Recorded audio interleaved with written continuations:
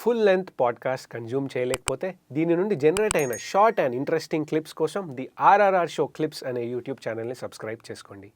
So ఇట్లాంటి ప్రాబ్లమ్స్లో ఇంకొక common problem నాకు అర్థమైంది, నేను ఎక్స్పీరియన్స్ చేసింది, అందరూ ఎక్స్పీరియన్స్ చేసేది స్ట్రెచ్ మార్క్స్ ఒకటి. షోల్డర్స్ దగ్గర, చెస్ట్ రీజియన్, నడుము దగ్గర, థైస్, కాఫ్స్ అన్ని చోట్ల వస్తాయి.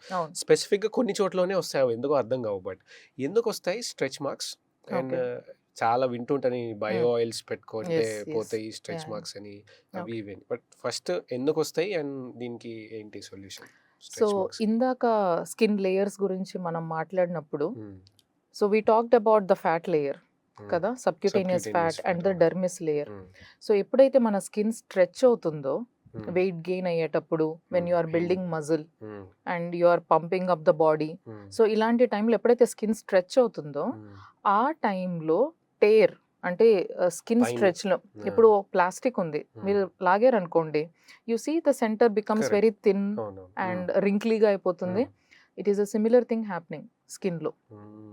సో స్కిన్ స్ట్రెచ్ అయ్యేటప్పుడు టేర్ అవుతుంది, అది ఒక స్కార్ టిష్యూ. ఓకే, మనకి ఎటైతే గుంటలు పడ్డాయి కదా, పింపుల్స్ వచ్చిన తర్వాత యాక్నే స్కార్స్ ఎట్లా అవుతాయో, అలానే స్కిన్ స్ట్రెచ్ అయ్యేటప్పుడు ఫామ్ అయ్యే స్కారే స్ట్రెచ్ మార్క్.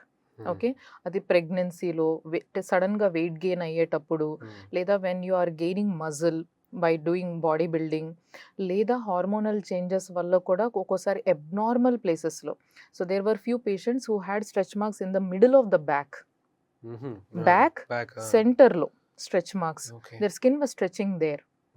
ఇది ఎప్పుడైతే వాళ్ళు టీనేజ్లో ఉంటారో ఆ టైంలో వచ్చే హార్మోనల్ ఫ్లక్చువేషన్స్ వల్ల వచ్చిన స్ట్రెచ్ మార్క్స్ అవి. సో ఇవి కొన్ని స్ట్రక్చర్స్ ఎక్కడైతే మనకి జాయింట్స్ కామన్గా ఉంటాయో, ఎక్కడైతే ఫ్యాట్ ఎక్కువ పుట్ ఆన్ అవుతామో, సో అందుకే షోల్డర్స్ దగ్గర, కాఫ్స్ దగ్గర అండ్ హిప్ జాయింట్స్ దగ్గర, these are the common sides where you are actually stretching more. And అక్కడ మనకి స్ట్రెచ్ మార్క్స్ ఫామ్ అవుతాయి. అండ్ ఈ ఆయిల్స్ కానీ స్ట్రెచ్ మార్క్స్ క్రీమ్స్ కానీ ఒక్కసారి ఫామ్ అయిన తర్వాత దే వోంట్ హెల్ప్. ఓకే, ఇది హెల్ప్ అవ్వవు.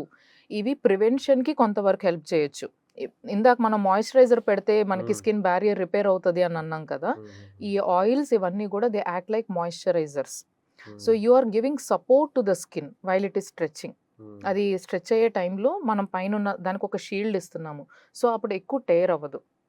So even pregnancy the 4th month 5th month onwards when they are gaining weight, ఆ టైంలో or before they start body building and start putting on weight, ఆ టైంలో వాళ్ళు moisturiser ముందు నుంచే start చేస్తే, ఈ ఆయిల్స్ అనేవి ముందు నుంచే స్టార్ట్ చేస్తే స్ట్రెచ్ మార్క్స్ ఎక్కువ విజిబిలిటీ రాదు. అస్సలు రావు అని కాదు, బట్ అంత విజిబుల్గా రావు. ఓకే, అండ్ వన్స్ ఫామ్ అయిన తర్వాత వాటికి ఇన్వేజివ్ ట్రీట్మెంట్స్ ఉంటాయి. CO2 laser, micro needling, RF, ఇవన్నీ ప్రొసీజర్స్ చేసినా కూడా 40 to 50% రిడక్షన్ వస్తుంది వాటి అపియరెన్స్లో. నో అంత ప్రొసీజర్స్ చేసినప్పుడే మనకు 40 to 50% వస్తుంది అని అంటే, no imagine we're applying something externally. Do you think it is going to enter the skin? It won't do anything.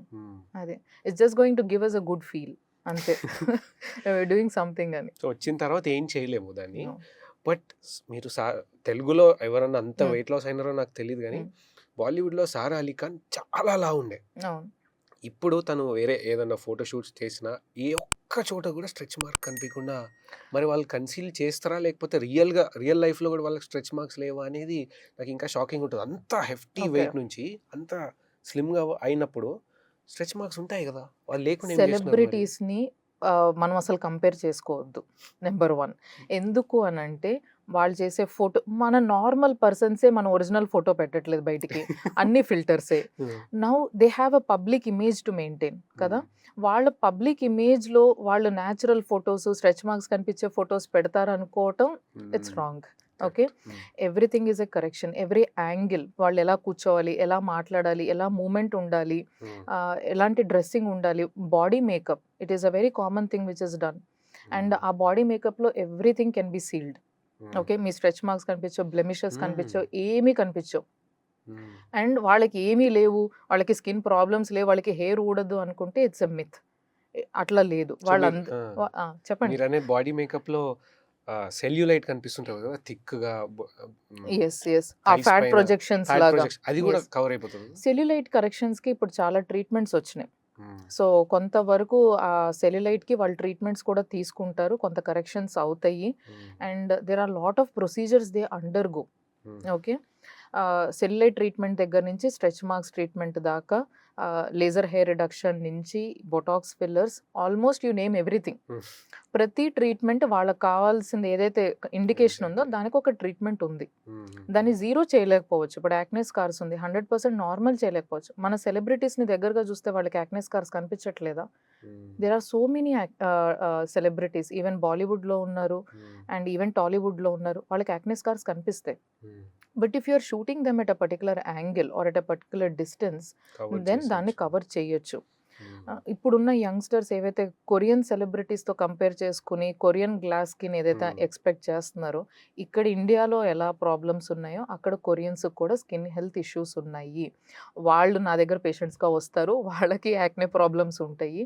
So don't compare with anybody. Skin యూనివర్సల్గా దానికి కొన్ని ప్రాబ్లమ్స్ వచ్చే టెండెన్సీ ఉంటుంది.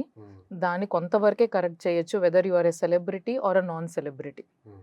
ఓకే. బట్ ఓన్లీ థింగ్ ఏంటంటే money disposal ఎక్కువ ఉన్నప్పుడు వాళ్ళకి ఎక్కువ ఆప్షన్స్ ఉంటాయి చేయడానికి, ఎక్స్ప్లోర్ చేయడానికి. మనకి ఎప్పుడైతే లిమిటెడ్ రిసోర్సెస్ ఉంటాయో we have very few options to explore. That's the only difference. But 100% ఒక అన్హెల్దీ స్కిన్ని హెల్దీగా మనం చేయాలి అని అంటే it requires lot of investment. So నేను అనుకుంటుండే ఓన్లీ కామన్ పీపుల్‌కే వస్తాయి, ఆ సెలబ్రిటీస్‌కి ఏం రావా? లేదు లేదు. వాళ్ళు ఏం చేస్తారో నేను అనుకుంటుండే. అలా ఉంటే హెయిర్ ఫాల్ ప్రాబ్లమ్స్, బాల్డ్‌నెస్ వాళ్ళకి రావాల్సిన అవసరం లేదుగా. వాళ్ళు హెయిర్ ప్యాచెస్ పెట్టుకోవాల్సిన అవసరం లేదు కదా. There are many celebrities who are wearing hair patches and we all know that, and we do need not name them, but we all know మనకు కనిపించే hair lines original hair lines కావు. It has been fixed అనేది మనకు తెలుసు.